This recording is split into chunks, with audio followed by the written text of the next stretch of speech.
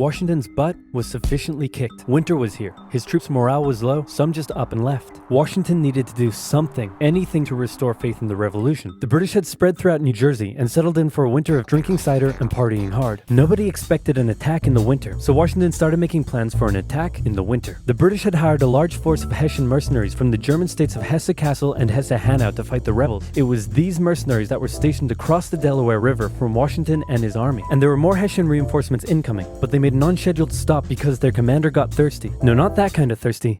That kind of thirsty. It was Christmas Eve with a blizzard outside when Washington heard the Hessian defenses were down and he decided to attack. He made a perilous crossing of the icy Delaware River with 2,400 men and marched 9 miles to Trenton, where he caught the Hessian forces completely off guard. After a short but fierce battle, the Hessians surrendered in droves. It was a much-needed victory that sent a clear message, not only to the British, but to Americans across the colonies. The war was far from lost. General Cornwallis led the British forces south to counterattack the Americans, but in a series of battles, Washington's defensive positioning and flanking maneuvers defeated the British 3 times in 10 days, and the British decided to abandon southern New Jersey for the rest of the winter. Washington finally set up a winter camp in Morristown, but for the Americans, there was much less partying than the British. Elsewhere, the British had taken Newport, Rhode Island, because it was a good naval base. In the south, they failed to take Charleston, South Carolina, which left British loyalists unsupported and vulnerable to more harassment and even mass expulsion. Congress sent Benjamin Franklin to France on a mission to convince them to join the war, and while the French generally loved any opportunity to hoodwink the Brits, they didn't want to join unless it was a sure win. So for now, Franklin spent his days chilling out and chasing tail. The British Parliament couldn't believe the war wasn't over yet, and the pressure was on to end it. So the British came up with a plan.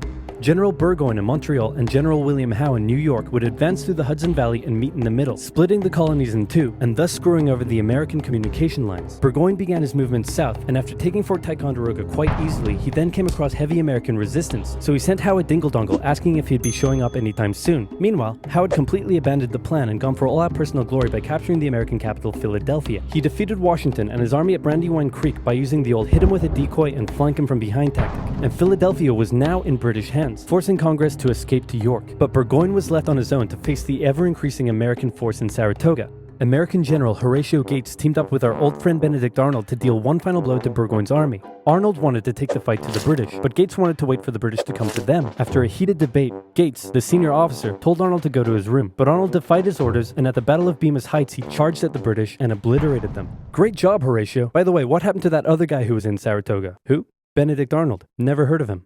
Ouch. Hey George, didn't I do a great job? Taking Philadelphia and all? Didn't I? You're fired. Both Burgoyne and Howe returned to Great Britain, leaving British General Henry Clinton to take charge of the war. And the war was about to take a nasty turn, because with the victory at Saratoga, the French were finally ready to join the Americans. Alright Benny, we're in. Hey, isn't this kind of funny? You know, because you're a republic trying to overthrow an absolute monarchy, and I'm an absolute monarchy helping you? Like, could you imagine if your revolution inspired my people to revolt against me, and then they imprisoned me and all my family, and they chopped all of our heads off? Could you imagine? That's called foreshadowing.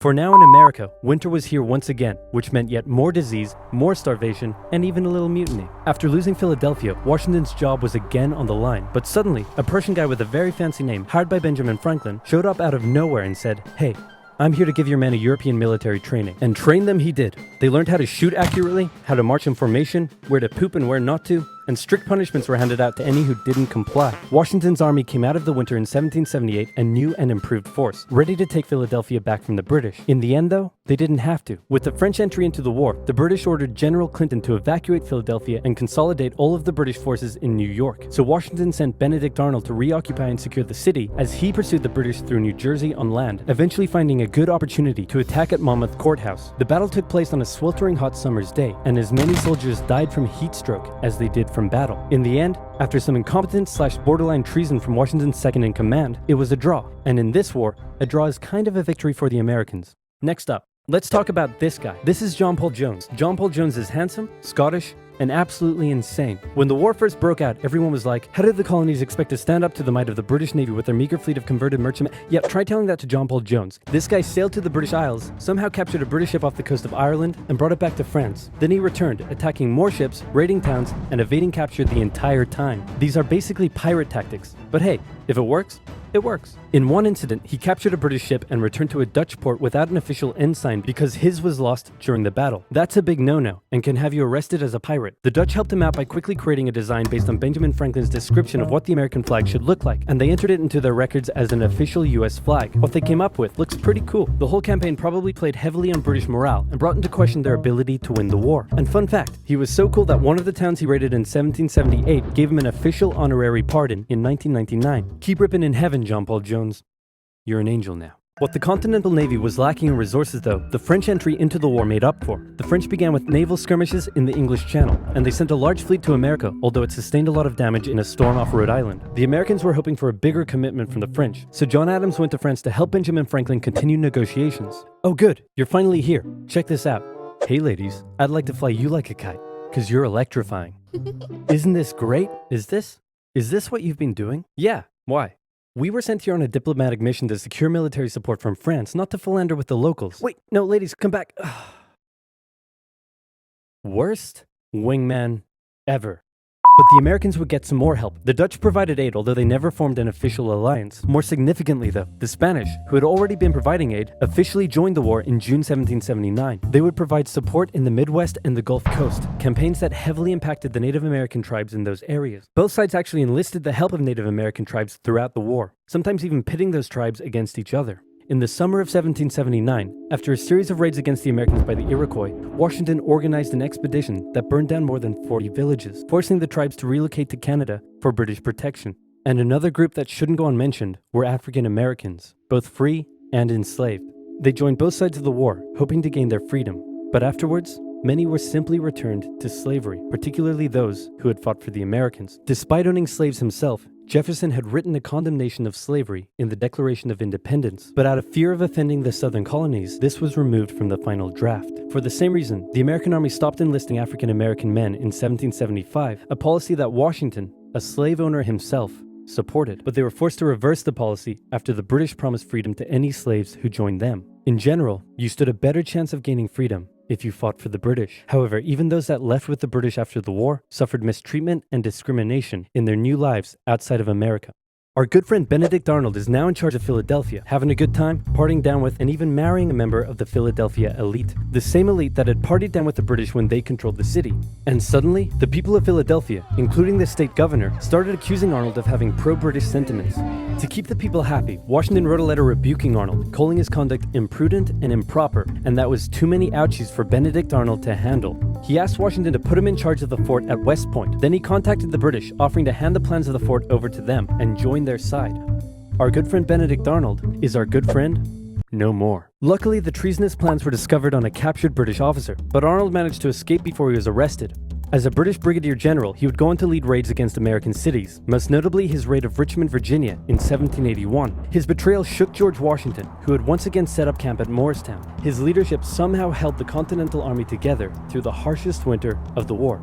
We're entering 1780, and Parliament was hopping mad that the war still wasn't over. The British debt was soaring, and despite taking parts of Massachusetts in late 1779, the North was in a stalemate, so the British decided to make a major shift in strategy to the South, an economically rich area with a higher level of support for the British, or so the British thought. A year earlier, they had captured the underdefended city of Savannah, Georgia easily, and a joint American-French counter-siege failed. Now, they laid siege to Charleston, South Carolina. It fell within months, with thousands of American troops surrendering to the British, a costly defeat. The British quickly moved to take control, and they sent stereotypical Hollywood villain with a British accent Bannister the Butcher Tarleton into the backcountry, where he hunted down rebels and destroyed them with ruthless brutality. The British presence also inspired local loyalist militias in the backcountry to rise up against their persecutors. The British really seemed to be onto something with their new strategy, and the ball was very much in Washington's court. I'm gonna send my most loyal general, Nathaniel Greene, to the south to stop the British. Gonna have to overrule you there, George. We're sending Hero of Saratoga and your biggest rival, Horatio Gates. Watch this, George. I'm gonna save the day again, everybody will love me, and I'm gonna get your job. Here I go. And he got into one battle with Cornwallis, got annihilated, and ran away. Alrighty, let's go with your guy. Nathaniel Greene knew the British outnumbered his own forces and wouldn't be defeated with conventional tactics, so he had to think outside the box. He split his army into two, said, "Hey big boy, look at me," and then they went running in two different directions. Cornwallis sent Tarleton after Morgan, and he caught up with him at Cowpens, where Morgan proceeded to kick Tarleton's butt. Then the two led Cornwallis on a wild chase through North Carolina, his bigger and better equipped army much heavier and slower than Greene's quick and mobile troops. Greene led Cornwallis further and further from his supply line, then crossed the Dan River into Virginia, picked up some reinforcements, and turned back to face the now exhausted British. At the Battle of Guilford Courthouse, the two sides engaged in vicious close combat. Cornwallis, fearing loss, fired his big guns into the chaotic fighting, cutting down many of his own men. Greene retreated, giving Cornwallis the victory, but Cornwallis lost a quarter of his men in the fighting, so it felt much more like a British defeat. At this point, both sides desperately needed something to happen soon to end the fighting. The British were running out of money, while the Americans were again facing mutinies as the men went without pay or even basic living needs. Fortunately, the French were now showing up in greater numbers and were ready to fight. After his encounter with Greene, Cornwallis decided the only way to win the South was to first prevent the Southern Continental Army from using Virginia as a supply base. So he abandoned the Carolinas, moving to Wilmington and on to Yorktown, a position the British believed would be easy to supply and support.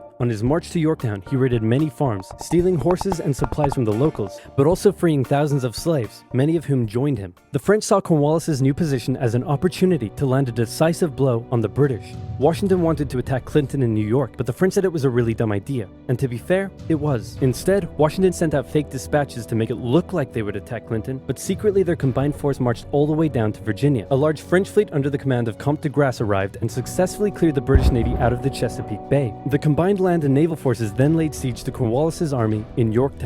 The American and French forces tightened in around the city, raining artillery down on Cornwallis, who desperately appealed to Clinton for aid, but Clinton was unusually chilled out about the whole thing. Cornwallis held out for nearly a month before he had no choice but to surrender. Over 7,000 British troops were captured, a crushing defeat, and with that, Parliament had reached the end of its rope. The war just wasn't worth it, and it needed to end now. The British still held New York, Charleston, and Savannah, but fighting between the two sides mostly ceased as peace negotiations opened up in Paris. The resulting treaty in 1783 saw Great Britain remove its troops from American soil, recognize U.S. independence, and cede territory up to the Mississippi River. In return, the Americans agreed to pay any debt still owed to Britain and gave fair treatment to any colonists who had remained loyal to the crown. The Spanish got Florida, while the French got an economic crisis that led to its own revolution a decade later. Washington retired to his home in Mount Vernon, wishing his men farewell by saying, "I most devoutly wish that your latter days may be as prosperous and happy as your former ones have been glorious and honorable." He hoped to live out the rest of his days in peace, but unfortunately for him, a number of people wanted him to be the first leader of the new country, and by a number of people, I mean literally everyone. The first election campaign in American history was basically a grassroots effort to convince Washington to accept the office. He was sworn in on April 30th, 1789, and he himself established many of the standards and limitations of what the American leader should be. First of all, there was debate on what he should be called. Is he a king? Is he our glorious leader? In the end, they went for a word that at the time was pretty modest.